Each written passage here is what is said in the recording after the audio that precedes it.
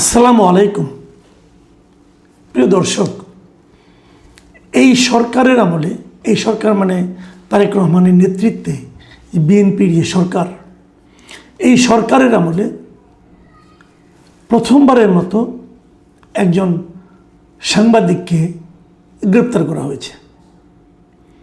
মামলা হয়েছে বগুড়ায়, আসামিকে গ্রেপ্তার করা হয়েছে গাজীপুরের গাছা উপজেলার বোটবাজার এলাকা থেকে তাকে গ্রেপ্তার করা হয়েছে। উনি এখানে ছিলেন 19 তারিখ রাতে, বৃহস্পতিবার রাতে তাকে সেখান থেকে গ্রেপ্তার করা হয়েছে। গ্রেপ্তারের পর তাকে বগুড়া জেল হাজতেও পাঠানো হয়েছে। উদ্বোধনটা হলো আর কি, সাংবাদিকদের নানা কারণে, যে কোনো সরকারের জন্য সরকার অনেক সময় সাংবাদিকদের কারণে বিব্রত হন, সাংবাদিকদের প্রশ্নের কারণে বিব্রত হন, সাংবাদিকদের সমালোচনার কারণে বিব্রত হন, নানা কিছুই ঘটে। আবার সাংবাদিকরাও যে সাংবাদিকতার নামে অপসাংবাদিকতা কখনো করেন না, আমি কিন্তু তাও বলছি না। যদি সে ধরনের কোনো অপসাংবাদিকতা কেউ করে থাকেন, তাকেও কিন্তু আইনের আওতায় আনার জন্য এদেশে প্রচলিত অনেক আইন আছে। কিন্তু গ্রেপ্তারের মতো ঘটনা এই প্রথমবার এই বিএনপি সরকারের আমলে ঘটল। এবং আনফর্চুনেটলি বলেন অথবা ইন্টারেস্টিংলি বলেন, যেভাবেই বলেন না কেন, এর সঙ্গেও কিন্তু জড়িত আছে সাম্প্রতিক সময়ে সবচেয়ে আলোচিত প্রতিমন্ত্রী, আমাদের স্বরাষ্ট্রমন্ত্রী সালাউদ্দিন আহমেদ সাহেবের ভাষায় সবচেয়ে পাওয়ারফুল প্রতিমন্ত্রী, বগুড়ার সন্তান মীর শাহ আলম। উনি মামলার বাদী নন, কিন্তু ওনার নামটা এখানে জড়িয়ে গেছে। কীভাবে জড়িয়ে গেছে? যে 6 জন সাংবাদিকের নামে মামলা হয়েছে এবং সেই পত্রিকার নাম হলো দৈনিক অগ্রযাত্রা প্রতিদিন। এই পত্রিকার 6 জন সাংবাদিকের নামে মামলা হয়েছে এবং এই মামলা করেছেন আরেকজন সাংবাদিক। উনি বগুড়ার প্রেস ক্লাবের কোষাধ্যক্ষ এবং একজন সাংবাদিক, একটা পত্রিকার, ইংরেজি একটা পত্রিকার উনি সাংবাদিক। তিনি গত 15 জুন এই পত্রিকার সম্পাদক, প্রকাশক সহ 6 জনের নামে মামলা করেন। এই মামলার আসামিরা ছিলেন পত্রিকার প্রকাশক ও সম্পাদক মেহেদি হাসান, ভারপ্রাপ্ত সম্পাদক রেজানুল ইসলাম, বার্তা সম্পাদক আশরাফ আলী ফারুকি এবং প্রতিবেদক সালেহ কায়সার এবং বগুড়া প্রতিবেদক মোহাম্মদ শামস এবং বগুড়া জেলা প্রতিনিধি সাব্বির হাসান। এই 6 জনের নামে উনি মামলা করেছিলেন এবং তার মাঝখান থেকে একজন, যিনি ভারপ্রাপ্ত সম্পাদক ছিলেন রেজানুল ইসলাম, তাকেই বৃহস্পতিবার রাতে গাজীপুর থেকে গ্রেপ্তার করা হয়েছে। এই মামলার বাদী যিনি ছিলেন তিনি হলেন তানভীর আলম রিমন নামে এক ভদ্রলোক। এবং উনি বলেছেন যে ওখানে কিছুদিন আগে বগুড়ায় আমাদের প্রধানমন্ত্রী তারেক রহমান সাহেব যখন যান, তখন একটা রাস্তা বানানো হয়েছিল ইট বিছিয়ে। সেই রাস্তা নিয়ে নানা রকম আলোচনা হয়েছিল এবং সেটাকে দুর্নীতি হিসেবে উল্লেখ করে ওই পত্রিকার সাংবাদিকরা রিপোর্ট করেছিল। এই জন্য এবং সেখানে তারা আকার ইঙ্গিত এবং নানাভাবে এই মীর শাহ আলমকে মোটামুটি তার দিকে দুর্নীতির অভিযোগের তীরটা ছুঁড়েছিল। এবং এই রিমন সাহেব বলছেন, ওনার যে আর্জিতে নিজের উল্লেখ করেছেন সেটা আমি বলি। উনি উল্লেখ করেছেন যে আসামিরা পরিকল্পিতভাবে মিথ্যা, বানোয়াট ও বিভ্রান্তিকর তথ্য প্রকাশ ও প্রচার করে বাদী এবং বগুড়া 2 শিবগঞ্জ আসনের সংসদ সদস্য ও স্থানীয় সরকার পল্লী উন্নয়ন ও সমবায় প্রতিমন্ত্রী মীর শাহ আলমের ব্যক্তিগত, সামাজিক ও রাজনৈতিক সুনাম ক্ষুণ্ণ করার চেষ্টা করেছেন। যিনি বাদী ছিলেন ওই রিমন সাহেব, ওনারও ক্ষুণ্ণ করেছেন এবং প্রতিমন্ত্রীরও সুনাম ক্ষুণ্ণ করার চেষ্টা করেছেন।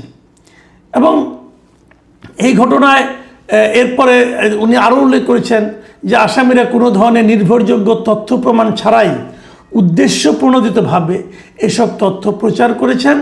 এর ফলে সংশ্লিষ্ট ব্যক্তিদের সুনাম ক্ষুণ্ণ হওয়ার পাশাপাশি জনমনে বিভ্রান্তি ও বিরূপ প্রতিক্রিয়ার সৃষ্টি হয়েছে। এবং এই আর্জির উপর নির্ভর করে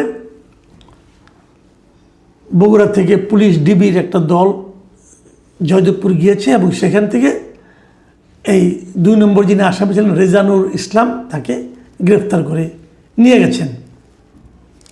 এখন একটা সংবাদ প্রচার হতে পারে এবং সেই সংবাদে কেউ না কেউ কারো না কারো মানহানি হতেও পারে এবং মানহানি হলে আপনি মামলা করতেও পারেন, কোনো সমস্যা নাই। কিন্তু একটা জিনিস কিন্তু খেয়াল করতে হবে, মানহানি হয়েছে প্রতিমন্ত্রীর, প্রতিমন্ত্রী কিন্তু মামলা করেননি, মামলা করেছেন আরেকজন সাংবাদিক এবং এই সাংবাদিকেরও নাকি মানহানি হয়েছে এবং এ ধরনের মামলায় গ্রেপ্তারি পরোয়ানা জারি হয়েছে এবং তাকে গ্রেপ্তারও করা হয়েছে। তো এই যে গ্রেপ্তারের যে নমুনাটা তৈরি, উদাহরণটা তৈরি হলো, আমরা এই ধরনের মামলা আগেও দেখেছি, বহু দেখেছি।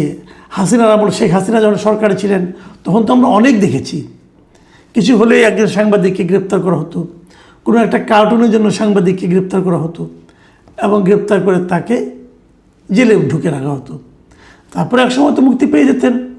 তো আমরা সাংবাদিকদের গ্রেপ্তার হওয়া অন্তর্বর্তীকালীন সরকারের আমলেও দেখেছি। কিন্তু এই আমলের ব্যাপারে আমার একটা নিজস্ব একটা চিন্তা ছিল যে হয়তো বা এই আমলে আর যাই হোক এই সমস্ত ছুতা নাতায় সাংবাদিকদেরকে গ্রেপ্তার করা হবে না।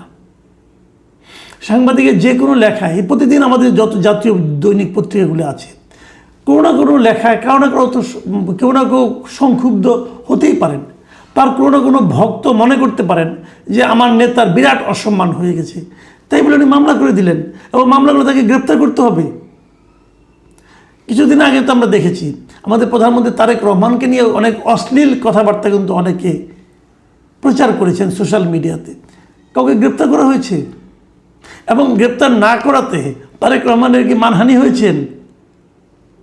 বরঞ্চ এই গ্রেপ্তার করলে কি হয়, গ্রেপ্তার করলে দুটো জিনিস ঘটে। সেটা হলো আপনি সরকারের থেকে কিছু লোককে আপনার স্থায়ী শত্রুতে পরিণত করেন। বরঞ্চ গ্রেপ্তার যদি আপনি না করেন তাহলে কি হয়, তাহলে এই সংবাদগুলো কিন্তু আলটিমেটলি সাধারণ মানুষ, যে সংবাদটা আপনি করেছেন সেই সংবাদের কারণে ওই এলাকায় তো সাধারণ মানুষ কিছু আছে, তারা তো জানে যেখানে কি হয়েছে কি হয়নি, কোনটা সত্য কোনটা মিথ্যা, সবাই জানে। কিন্তু তো এই গ্রেপ্তার করার মাধ্যমে কি ওই লোকগুলির যে জানা, সেই জানাটাকে আপনি চেঞ্জ করতে পারেন? তা কিন্তু পারেন না। মাঝখান থেকে কী হয়, সারা দেশে সমাজে একটা মেসেজ পৌঁছে যায়। সেই মেসেজটা হলো যে আপনারা অসহিষ্ণু, আপনাদের সহ্য ক্ষমতা খুবই কম, এই মেসেজটা পৌঁছে যায়। আর মেসেজ পৌঁছে যায় আপনারা ক্ষমতার দাপট দেখাচ্ছেন, যে জিনিসটা কোনো গণতান্ত্রিক সরকারের হওয়া উচিত না। যদি কেউ ভুল করে থাকে তার জন্য তো বিচার হতেই পারে, তাকে গ্রেপ্তার করতে হবে, মামলা করতে হবে। এবং এই যে মামলাটা করেছেন মিস্টার রিমন, যিনি মামলাটা করেছেন, যিনি নিজেও একজন সাংবাদিক, তিনি নিশ্চয়ই, আমার যে ধারণা এখন যে সময় চলছে, এই সময়ে এই মামলা এবং এই গ্রেপ্তারের কারণে ওনার যিনি, যাকে উনি খুশি করতে চেয়েছেন, সেই মীর শাহ আলম, তার গায়ে কি আরেকটা শ্রদ্ধার পালক যুক্ত হলো, নাকি উনি আরেকটু বেকায়দায় পড়লেন? অনেক সময় মোসাহেবে কিন্তু মানুষকে বিপদে ফেলে দেয়। একটা প্রবাদই কিন্তু আছে যে মূর্খ বন্ধু বিপজ্জনক। তো এই যে তার মোসাহেবি, এই মোসাহেবের কারণে কি মীর শাহ আলম সাহেবের সুবিধা হলো নাকি অসুবিধা হলো? সম্ভবত এই লোক বিএনপি মনোভাবাপন্ন, ওনার এই আচরণের কারণে, ওনার এই মামলার কারণে বিএনপির কি সুবিধা হলো নাকি অসুবিধা হলো? বিএনপি সরকারে আছে, তো গ্রেপ্তার করে বাহাদুরি দেখাতে হবে? আমার নিশ্চিত আমি ধারণা করি এই মামলার পরে এই আসামিদের গ্রেপ্তার করার জন্য এই ভদ্রলোক রিমন অথবা অন্য কেউ, অথবা মীর শাহ আলমের নাম নিয়ে, অথবা মীর শাহ আলম নিজেও হয়তো, আমার ধারণা হতে পারে, হয়তো তদবির করেছেন যে দ্রুত আসামিদেরকে গ্রেপ্তার করতে হবে, মানে দ্রুত এই সাংবাদিকদেরকে গ্রেপ্তার করে নিজেদের দাপটটা প্রদর্শন করতে হবে। এই দাপট আসলে আলটিমেটলি কি প্রমাণ করলো? আমি জানি না আজকে থেকে 5 বছর পর বিএনপি সরকার কেমন হবে, এই বিএনপি সরকারকে মানুষ কীভাবে নেবে আমি জানি না। তবে আমি এটা জানি যে এই তারেক রহমানের বিএনপি সরকারের আমলে প্রথম গ্রেপ্তারটা বগুড়ায় হলো এবং এই গ্রেপ্তারের সঙ্গে একজন সাংবাদিক বাদী হলেন এবং এই গ্রেপ্তারের পেছনে, মানে কারণগুলির মধ্যে মীর শাহ আলমের নামটা যুক্ত হয়ে গেল। বলা ভালো, বগুড়া কিন্তু তারেক রহমানেরও এলাকা। এর মাধ্যমে তারেক রহমানকে কি সম্মানিত করা হলো নাকি বিব্রত করা হলো? যারা মামলা করেছেন তারা ভাববেন, বিএনপির যারা নীতি নির্ধারক আছেন তারাও ভাববেন, এবং সাংবাদিকরা তো আপনি না চাইলেও ভাববেন। প্রিয় দর্শক, আমি জানি না একটা সরকার মাত্র 4 মাস হয়েছে, এর মধ্যে এত অসহিষ্ণু আচরণ সরকারের কেউ কেন করছেন?